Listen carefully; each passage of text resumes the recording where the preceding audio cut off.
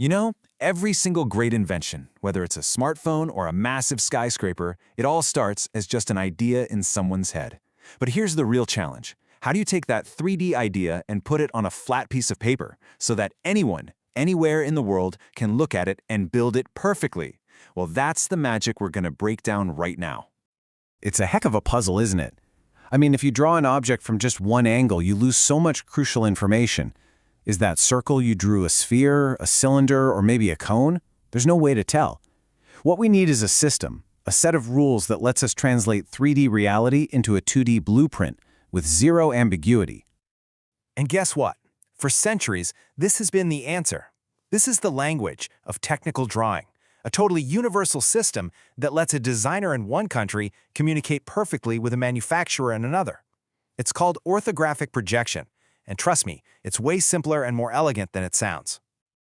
All right, so here's our game plan. First, we'll get into why we need multiple views. Then we're going to unpack the core idea with this really cool analogy called the glass box. After that, we'll learn a super powerful three-step solution for simple shapes. And finally, we'll see how that very same solution helps us tackle even complex 3D solids. Let's do it. Okay, first things first. Let's start with the most basic question. Why isn't just one picture enough? Simple. Because a single viewpoint always hides something. To really truly define an object and capture its full reality, we gotta see it from a few very specific, standardized angles. Seriously, think about it. Looking at the front of a house tells you absolutely nothing about the backyard, right? And looking down from the top tells you nothing about the windows on the side. To actually build that house, you need the front view, the top view, and the side view, all working together. And that, right there, is the entire foundation of orthographic projection. So, how do we get these standardized views? Well, the easiest way to wrap your head around it is to, quite literally, think inside the box. So let me introduce you to this brilliant little analogy, the glass box method. This visual just nails the concept. Picture your object just floating inside a see-through box. Now, if you look straight at the front of it, the shape it projects onto that back wall, that's your front view. And if you look straight down from the top, the shadow it casts on the floor, well, that's your top view. You do the same from the side, and boom, there's your side view. Each wall of the box catches one perfect flat perspective of the object. Now, in the technical lingo, that floor of the box is called the horizontal plane, or HP for short. It's really just the surface where we project our top view. Simple, right? The view from above lands on the horizontal floor. It's a totally logical system. And what about that wall behind the object? That's our vertical plane, or VP. This is where we project our front view. So you've got the HP for the top view and the VP for the front view. These two are our primary planes of projection. Okay, theory's great, but let's put this into practice. Before we start tackling complex 3D shapes, we're going to start with the most basic element there is, a simple, flat plane. All right, now this is absolutely crucial, this idea of true shape. The only way to see the real, undistorted shape and size of any surface is to look at it straight on, when it's perfectly parallel to your viewpoint. This is the secret key, the master key to solving every single one of these projection problems. Okay, so we've got the key. Now let's look at the framework it unlocks.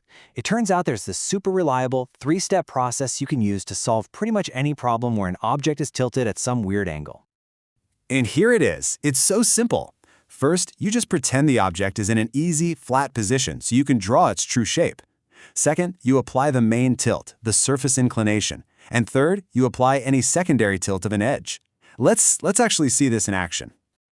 So imagine we've got a circular disc tilted in space. For step one, we totally ignore the tilt. We pretend it's just lying flat on the floor, on the horizontal plane. Why? Because when we look straight down at it, we see its true shape, a perfect circle. This is our starting point, our ground zero. All right, now for step two. The problem says the disk is tilted up by 60 degrees. So in our front view, we just take that straight line we saw before and we tilt it up 60 degrees. The whole point here is to lock in that new angle from one perspective before we figure out how it messes with the other views. And now, the final step, where it all comes together. We just project lines straight down from our new tilted front view and straight across from our original top view. And where they cross, that defines our final shape. And look at that. The circle has become an ellipse. This is called foreshortening. It's just what happens when an object looks distorted or shorter because you're viewing it at an angle. And that's it. That's the solution. So that was a flat plane. Pretty cool. But what about real three-dimensional objects? You know, prisms, pyramids, cones?